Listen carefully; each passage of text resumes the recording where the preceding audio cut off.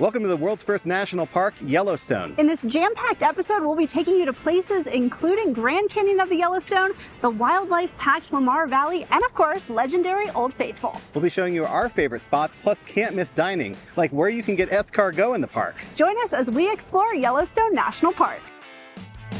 Welcome to 51 Parks with the Newstates. We're Howard and Caitlin, and we're on a mission to visit all the U.S. national parks in the lower 48 in our Winnebago RV. Each week, we're sharing where to stay, what to do, and introducing you to the people doing incredible work across our national parks. Yellowstone National Park covers an impressive 2.2 million acres, with sections of the park in 3 states. The majority lies in Wyoming, but park boundaries cross into Montana and Idaho. This national park is massive, and there is a lot to see and do here, from incredible geothermal areas to wildlife viewing to history, waterfalls, hiking, eating, even shopping. So where do you begin, and where can you stay? Yellowstone has a total of 5 different entrance stations, 12 campgrounds, and 9 different lodges that are a mix of cabins and hotel-style rooms.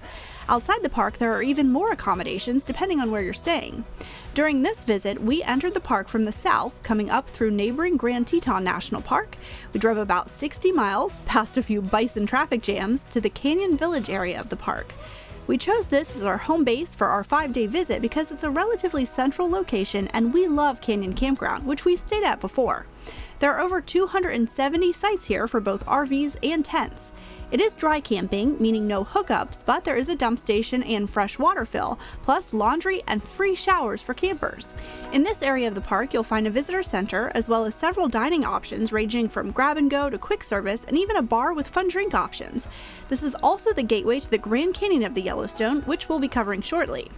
When you look at the park map, you'll see that the main park road creates a figure 8, with Norris Canyon Road as the connector here in the middle.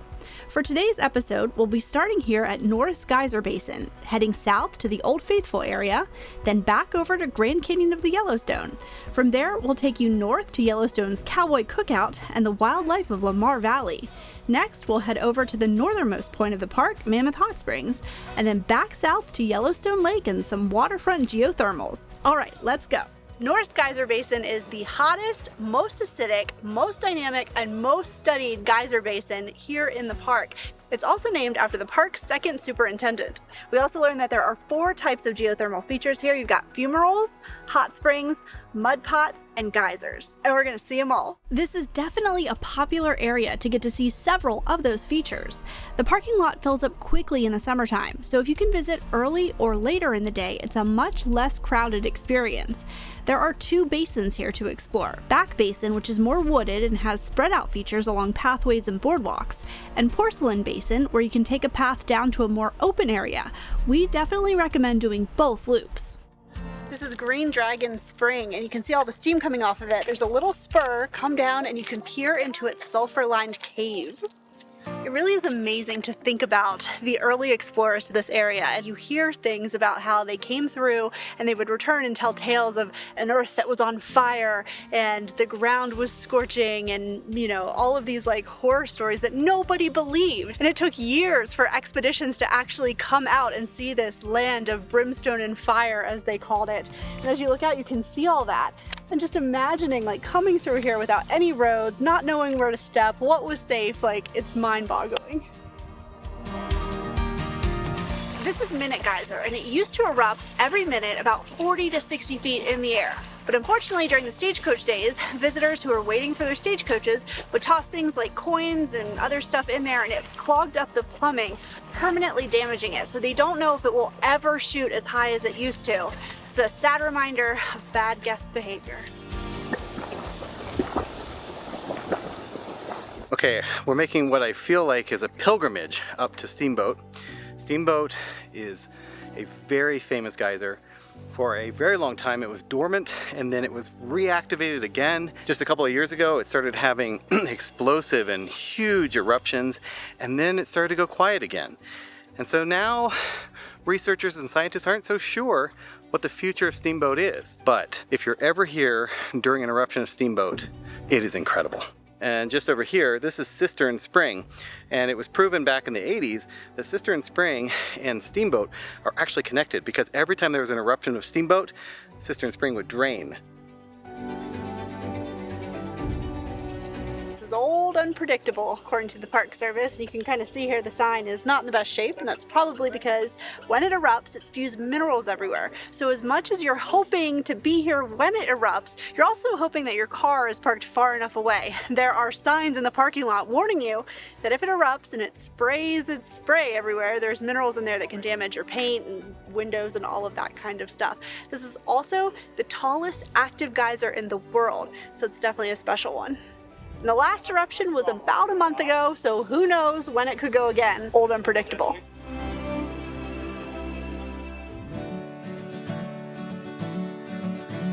These are the Porcelain Springs, and you can see it from the Porcelain Basin Overlook. And you can look out and see many little springs erupting all at once. And then the color is beautiful, and that's because of silica, which is the main component in glass. And Norris Basin has the highest concentration of silica anywhere in the park.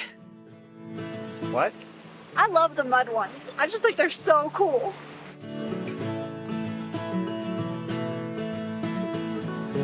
Well, it should come as no surprise if you've watched any of our other national park episodes, but we always recommend using an audio guide if there's one available for the park you're visiting. Our favorite, Guide Along, has a fantastic one for Yellowstone and helped guide us in between major stops. Our trusty audio guide told us that Firehole Canyon Road is a must-do. It's about, I think, 2 miles. It's a one-way road. No RVs or trailers are allowed here. So we're gonna go see what we can find. I think there's even a waterfall. Well, a very unexpected surprise here on the drive. We just saw an active osprey nest. They have a section of the road blocked off. That might also be why the swimming area is closed. I'm not really sure about that. But yeah, there's all these osprey in a nest. Like, you can perfectly see it up in the top of the tree. Now, Caitlin, is it osprey or osprey? Osprey. Osprey. Osprey, osprey. Tomato, tomato. You tell us.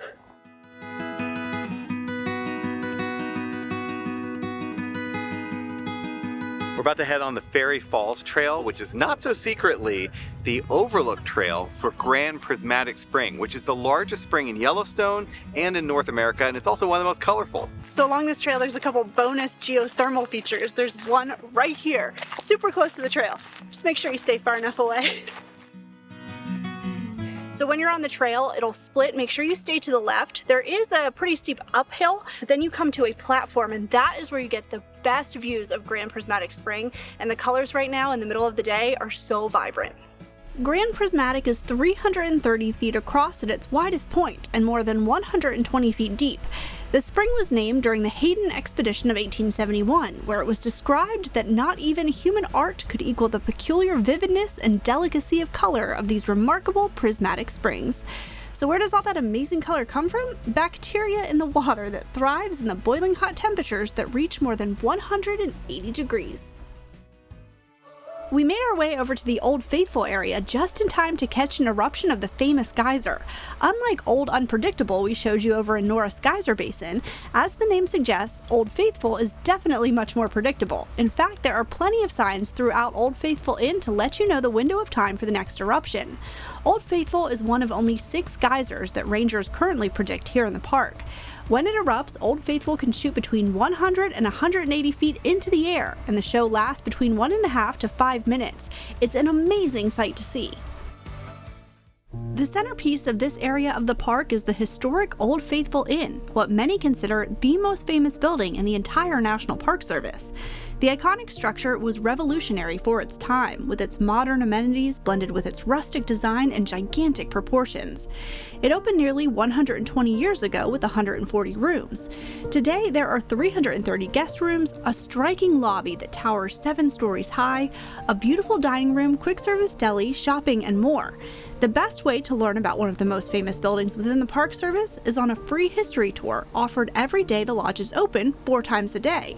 We had the pleasure of joining Ruth, who has worked here at the inn for 34 summers.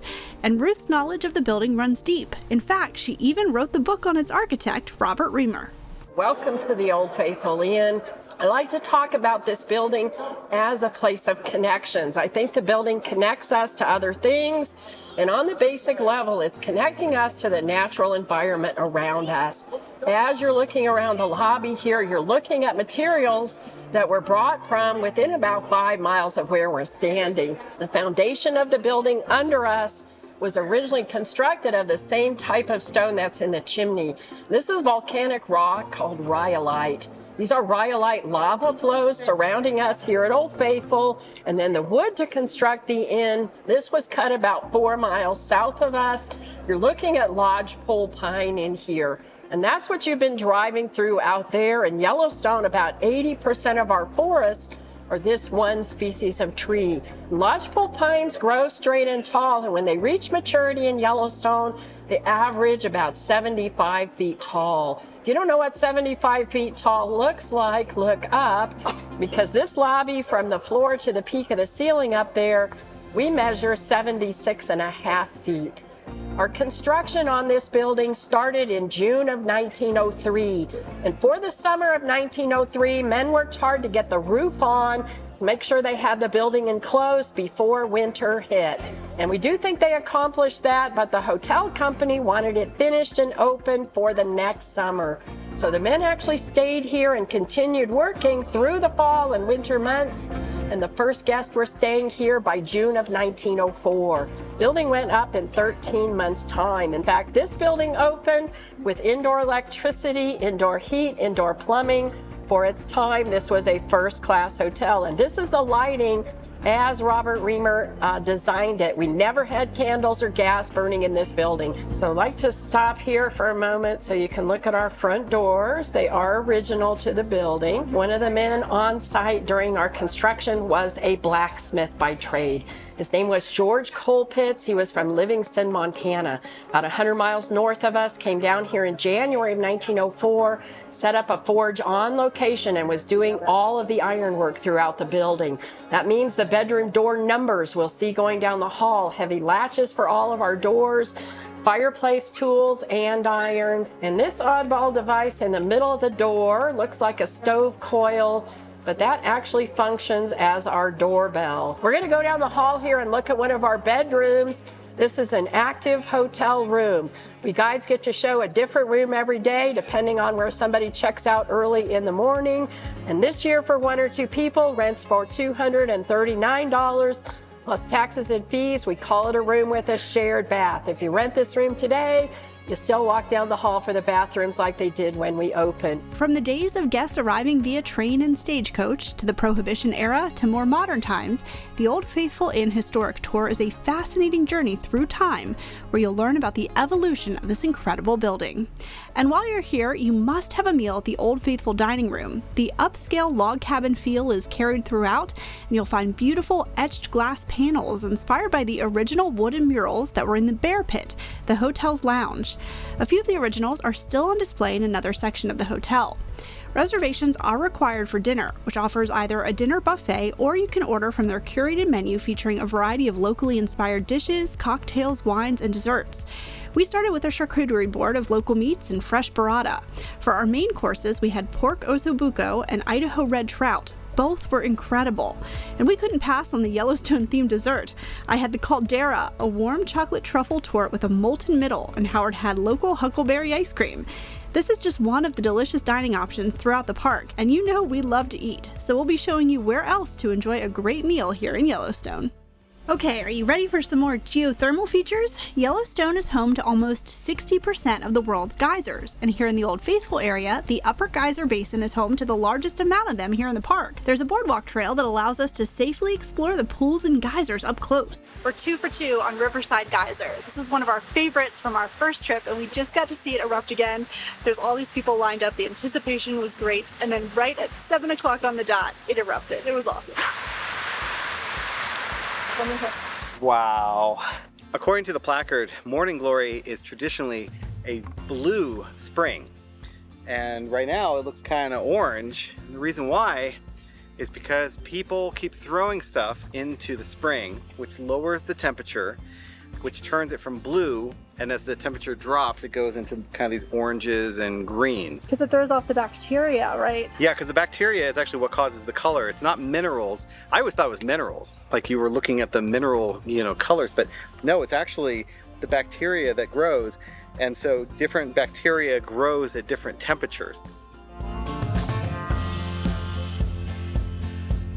Castle only erupts twice a day. We were lucky enough to catch it at the end of the day, so the lighting is beautiful and just so powerful to see how high it shoots up. It does these little pauses where it kind of stops and then it comes back bigger than before. And right now we're waiting for the steam to come and we're hoping that we get some rainbows. It's a little tricky when it comes to the geysers because you almost have to commit to the ones you really want to see. They're predictable, but only within a certain window of time, so you might end up spending like 90 minutes, 2 hours waiting for your favorite one or one that you really hope to see, and then you might miss out on others. But that's okay because we just got to see Castle, for example. That was awesome, but we spent a lot of time waiting for that one. So just kind of figure out which ones you're really hoping to see, check the predictions, and then commit. And if you're wondering why you might not see all of the major boardwalks or major geysers, well, that's because due to the overcrowding of Yellowstone, we are only permitted to film in geothermal areas during a early morning or right before sunset window to avoid the crowds. So like Caitlin mentioned, we're trying to pick one specific area each evening and hope, fingers crossed, that the geysers actually erupt. Another challenge are the pools, because really the best time of the day to see the pools is kind of in the middle of the day when the sunlight is hitting straight down and it's illuminating all those beautiful blues and greens and oranges. We can't film in the middle of the day in the geothermal areas, but from 2019, we actually have a decent amount of footage before we had the YouTube channel. So look for footage that might look a little grainier, and we'll try and put maybe 2019 up in the corner so you'll know, but we do actually have some footage of those as well.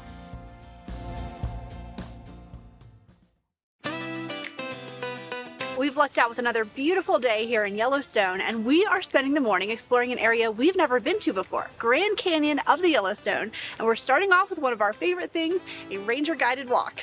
I hope you have a wonderful time here with me. Is everybody ready to go? Yeah. All right, let's go. Now that you've got a kind of glimpse of the canyon, you can take a look and see and hear the power of this place. The lower falls of the Yellowstone is 308 feet tall. That's 3 feet taller than the Statue of Liberty.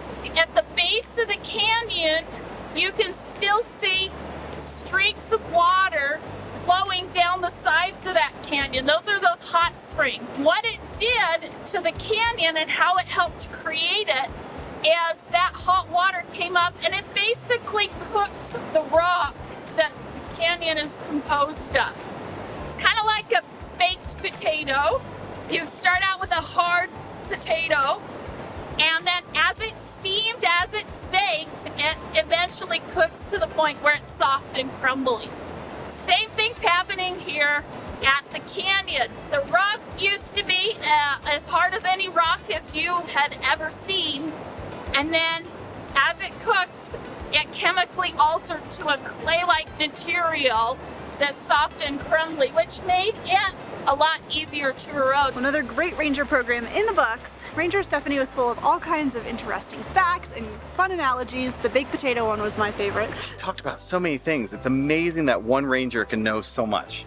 And I love too, we got to learn a little bit more just about how the national park was established, where the name came from, things that sure we could go online and probably read and find, but it's so awesome to be out in nature and learning about everything that you are looking at or standing in right now. There's a yellow rock, a yellow sandstone. The Native Americans named the river for that rock, Nitse-Adatse. Basically it means yellow stone or yellow rock. They passed that on to the French trappers. It became Roche Jaune. And then because of the Louisiana Purchase, they wanted to change all those French names to Americanized names, so they named it Yellowstone. And that's where we got our name.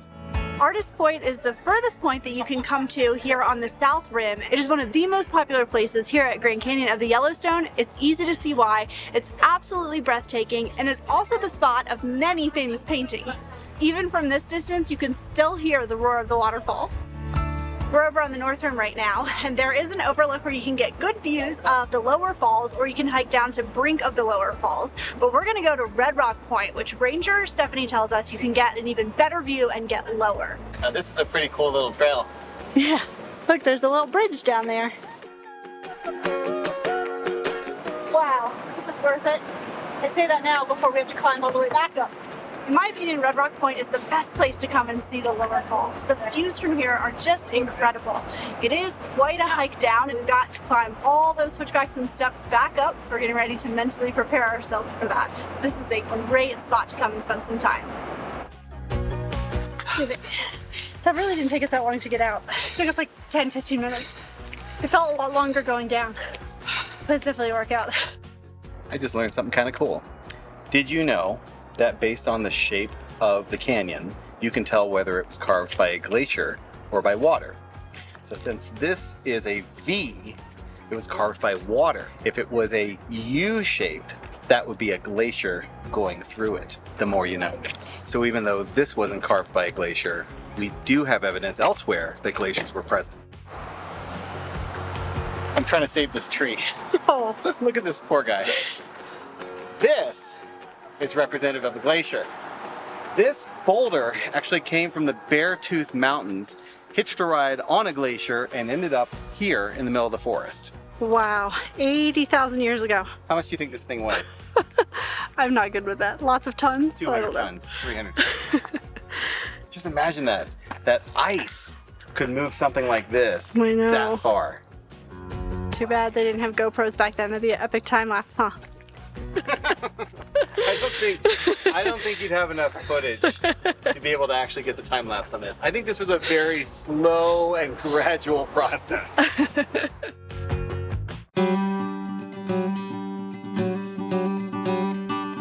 Okay, you guys know we love finding unique activities to do inside the parks, and we love to eat.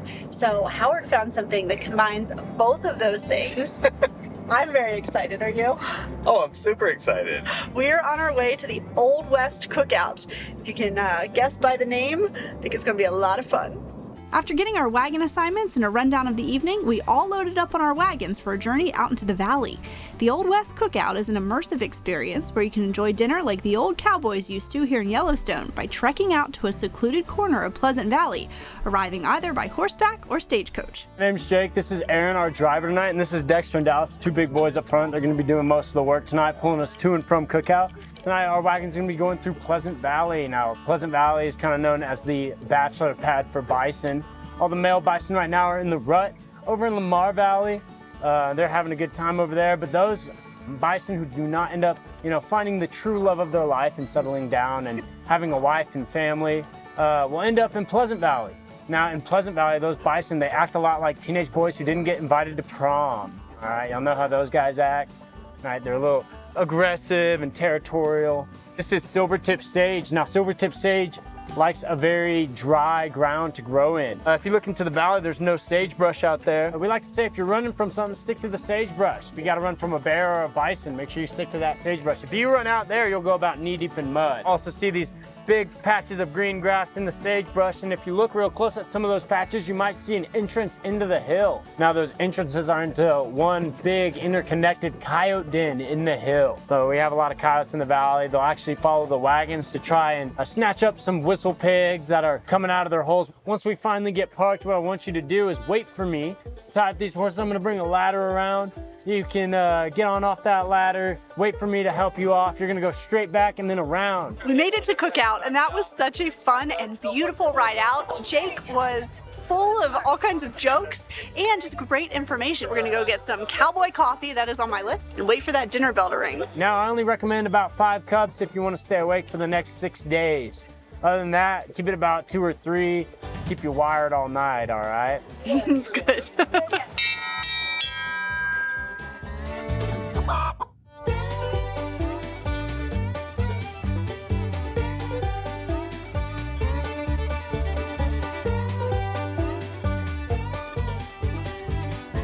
All right, everybody enjoyed steak? Yeah, everybody enjoy those good Roosevelt beans? Let's give it up for our cooks tonight. They did a great job. Hey, have everybody ever heard of Cowboy coffee before coming out here? Has anybody ever made Cowboy coffee before coming out here? Here's an old recipe, tried and true, the Chuck Wagon coffee, the Buckaroo's brew. It's coffee and water in equalized parts. Let that sink in for a little bit. Coffee and water in equalized parts. Throw it on a fire, it's where it all starts.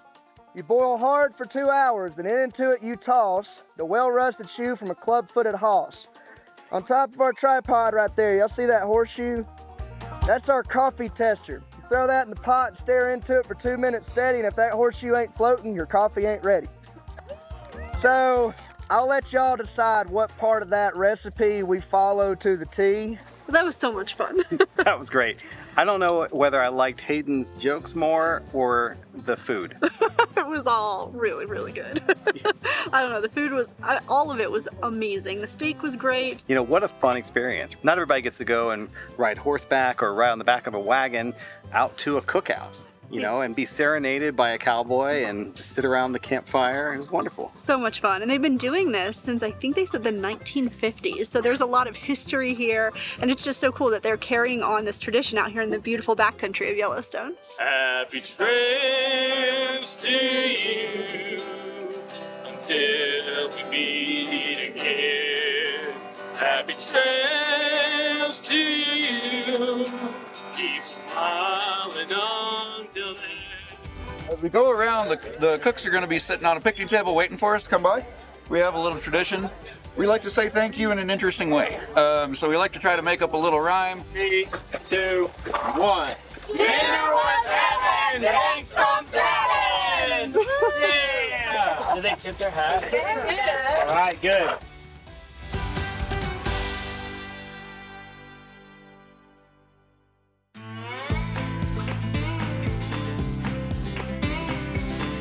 So we drove out to Lamar Valley, which is renowned for its wildlife sightings, and sure enough, it did not disappoint. We got about 5 miles down the road, and there are just hundreds of bison everywhere. And it is the rut right now. You can hear the noises that they're making. It's just incredible. They're grunting and they're running, and they're just very active.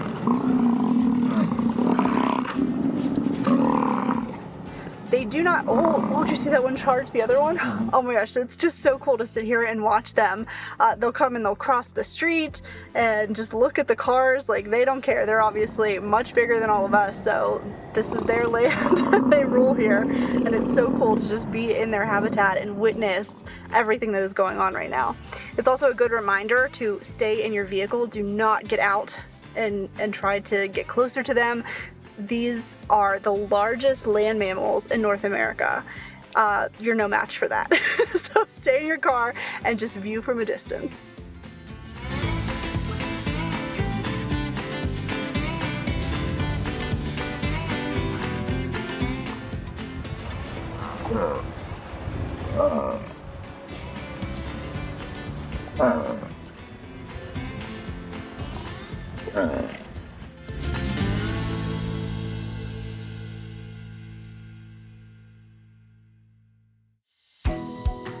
Our next stop is in the north, home to Fort Yellowstone and the Mammoth Hot Springs. You'll find a visitor center here, along with the beautiful Mammoth Hot Springs Hotel and dining room. It's easy to spend several hours exploring the history and geothermals found here. When you're in the Mammoth Hot Springs area, it's definitely worth it to take a stroll through the Fort Yellowstone Historic District. And if it looks a little bit like Army barracks, that's because it was constructed by the Army. For about a decade after the national park was established, this area was under extreme threat from poachers and people doing illegal things in the hot springs. So they constructed this as a base to be able to help protect the land. Today, it's used as housing for park staff. They do have a printed guide, so you can do a self-guided walking tour, but sometimes they offer ranger-led programs throughout this area so you can learn a little bit more. So make sure you check the schedule or pick up the little walking guide. Well, Yellowstone is really wowing us with their food. That dinner was so good. Like, every single dish that we had was incredibly flavorful. I had the Colorado rack of lamb, and it was so flavorful and so tender. It was incredible. My pork chop was marinated overnight and then deliciously prepared. Yeah. That was chef's kiss. And even down to the sides, we got mushrooms and asparagus, and they were super flavorful with like garlic and butter and salt. It was all so good. And the trout dip was excellent too. When you're looking at the menus, if you see the little green leaves, that means that it's either organic or sustainably sourced or locally sourced. And in this case, the dairy came from a farm in Montana for the trout dip. And you were just raving about it. Every single bite, Howard was like, oh my gosh, this is so good. No complaints. Grab a meal here when you're in Mammoth. The travertine terraces of Mammoth Hot Springs are some of the most famous formations here in Yellowstone. The intricate lower terraces are created by limestone. There's a boardwalk trail that will take you pretty close to this amazing feature. But don't miss out on the upper terraces, which have their own unique features and great views out over the entire Mammoth area. We've turned onto the Upper Terrace Loop Drive. As the name indicates, it is a loop. There are several stops along the way, and the audio tour tells you all about them. This is definitely one of our favorite sections of the park because you can see so many amazing features in one space. And there's a great boardwalk trail, take it all the way out to Canary Spring and you'll start to see all of those vibrant oranges. There's a couple of teals in there. The steam is rising. It's beautiful. There's also a fully accessible trail that will take you out to Canary Spring. As you walk along the boardwalk, you'll start to see all of these dead trees. So they absorbed the calcium carbonate into their veins, which hardened them, and they can stand like this for decades. If you come back around 7 o'clock at night, you can practically have the place to yourself. We just made another stop off of the loop trail. This is Orange Mound. I bet you can guess how it got its name. If you listen, you can hear the spring.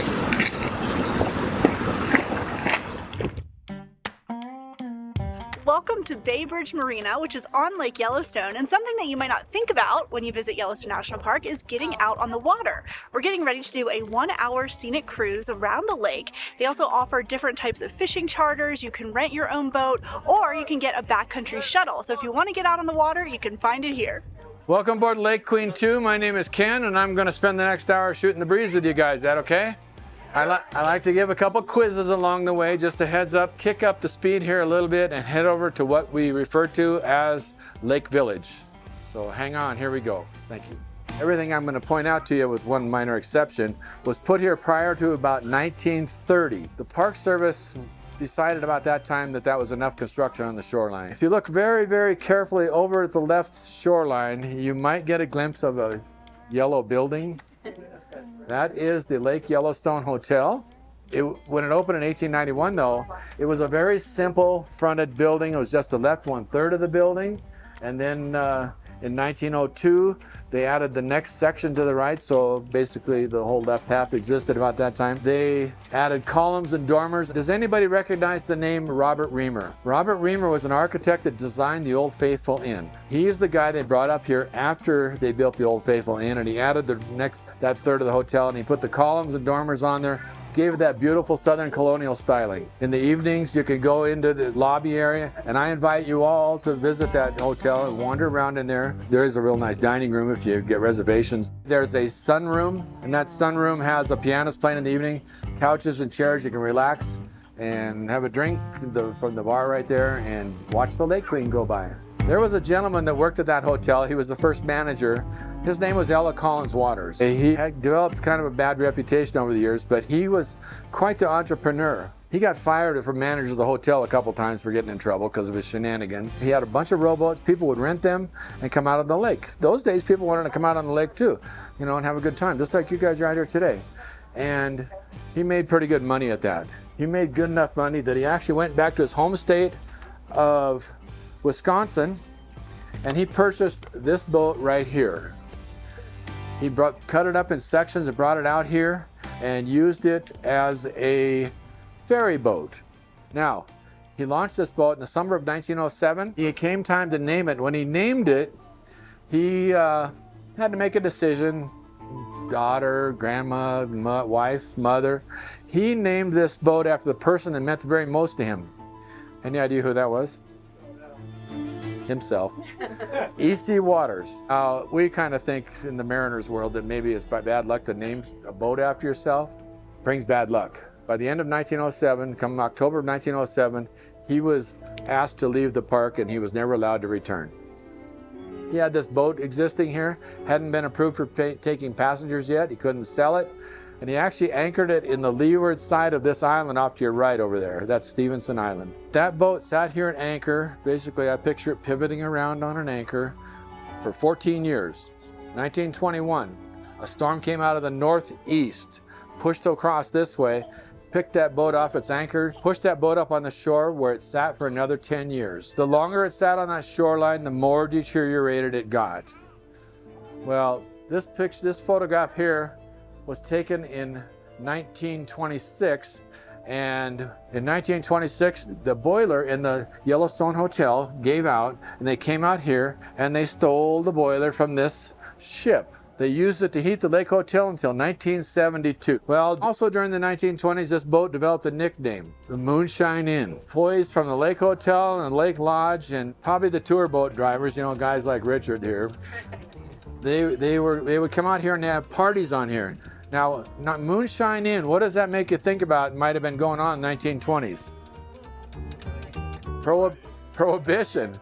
Alcohol was illegal. We'll take a wild guess what might have been going on out here. There might have been a still. The Rangers during that time got tired of coming out here and cleaning up the messes and taking care of business. It's the spring of 1930. 2 Rangers came out here on snowshoes and they hiked their way out here, and lo and behold, they reported that they saw a bolt of lightning come out of a clear blue sky, struck the EC waters, and burned it to the water line. I kind of threw in the clear blue sky part, but if they hadn't been caught with a couple cans of kerosene, they might have got away with that story. And the EC waters burned all the way to the water line. And what's left of it 93 years later is right here on the shore. You're seeing what's left of the EC waters. Don't name a boat after yourself. That's the kind of thing that can happen. Well, that was really awesome. Captain Ken, Captain Richard, thank you guys so much.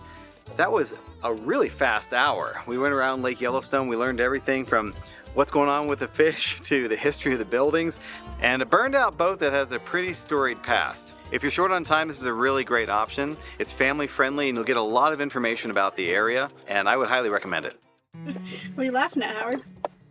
Well, I was saying to Caitlin, I was like, this is kind of like a pretty average looking entrance to the hotel, and it's because they all used to come by boat. So the fancy side is the side that faces towards the lake.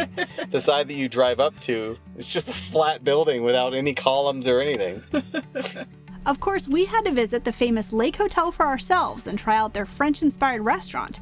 Remember, we promised to tell you where you can get escargot in the park?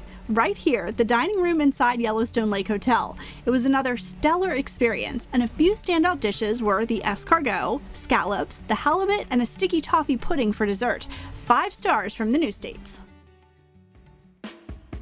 West Thumb Geyser Basin is super unique and definitely worth a visit, and that's because there are a bunch of geothermal features right here against the lake, and that is super unique to find here in the park.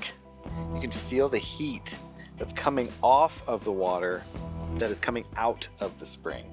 That's amazing. Yeah. Can you feel that? It's just radiating up.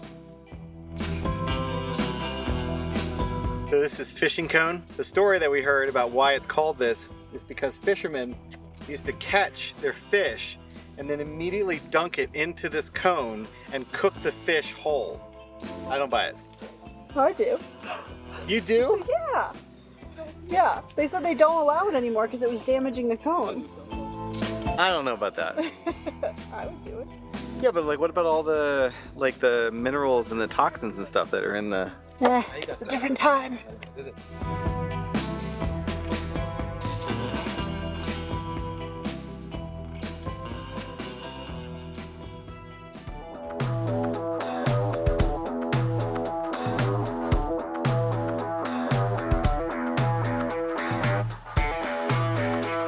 Dragon's Mouth Spring. For once, the name actually looks and sounds like the name. That's so cool. Wow, look at it. It's like a fire-breathing dragon. Oh, wow. All right, the mud volcano area might be my favorite. Of course, the pretty pools are beautiful to look at, but I love the ominous and like dark sounding stuff. Mud volcano is super cool. There's literally mud spurting up from the ground and it's covering all of the rock surfaces. Sometimes it will actually cover the trees. And I think it was early explorers called it repulsive and disgusting. I think it's awesome. Okay, so it used to spew so high that it would cover trees, but then there was one eruption that was so big that it actually kind of blew itself apart. So now it just kind of bubbles closer to the ground. Coming up on National Parks with the Newstates, we're taking you back to the West Coast for Yosemite, Lassen Volcanic, Crater Lake, Mount Rainier, and Olympic National Parks. Thanks so much for watching. We'll see you soon.